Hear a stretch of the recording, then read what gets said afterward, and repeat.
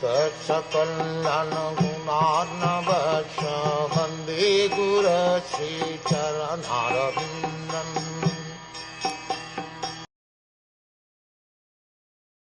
Maharaj Yudhiṣṭhira, after being enlightened by what was spoken by Bhishmadev and Lord Sri Krishna, the infallible, engaged himself in matters of perfect knowledge because all his misgivings were eradicated. Thus he ruled over the earth and seas and was followed by his younger brothers. The modern English law of primogeniture, the law of inheritance by the firstborn, was also prevalent in those days when Maharaj Yudhiṣṭhira ruled the earth and seas.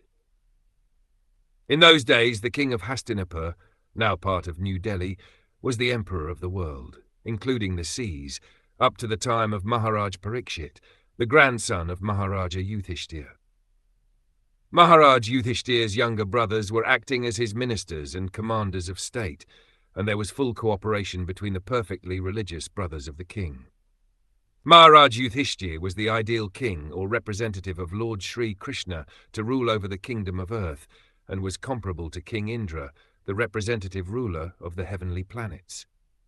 The demigods like Indra, Kanda, Surya, Varun, and Vayu are representative kings of different planets of the universe, and similarly Maharaj Yudhiṣṭhira was also one of them, ruling over the kingdom of the earth.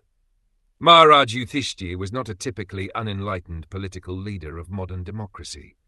Maharaj Yudhiṣṭhira was instructed by Bhishmadev and the infallible Lord also, and therefore he had full knowledge of everything in perfection.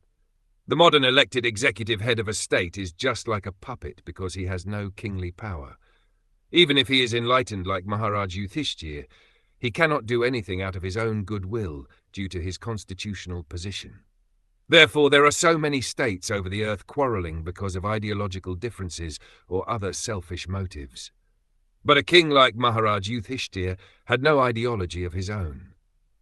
He had but to follow the instructions of the infallible Lord and the Lord's representative and the authorized agent, Bhishmadev. It is instructed in the Shastras that one should follow the great authority and the infallible Lord without any personal motive and manufactured ideology. Therefore, it was possible for Maharaj Yudhiṣṭhira to rule the whole world, including the seas, because the principles were infallible and universally applicable to everyone. The conception of one world state can only be fulfilled if we can follow the infallible authority. An imperfect human being cannot create an ideology acceptable to everyone.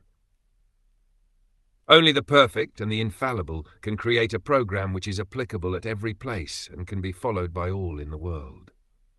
It is the person who rules and not the impersonal government.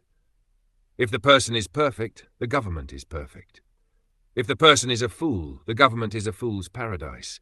That is the law of nature. There are so many stories of imperfect kings or executive heads. Therefore, the executive head must be a trained person like Maharaj Yudhiṣṭhira, and he must have the full autocratic power to rule over the world. The conception of a world state can take shape only under the regime of a perfect king like Maharaj Yudhiṣṭhira. The world was happy in those days because there were kings like Maharaj Yudhiṣṭhira to rule over the world.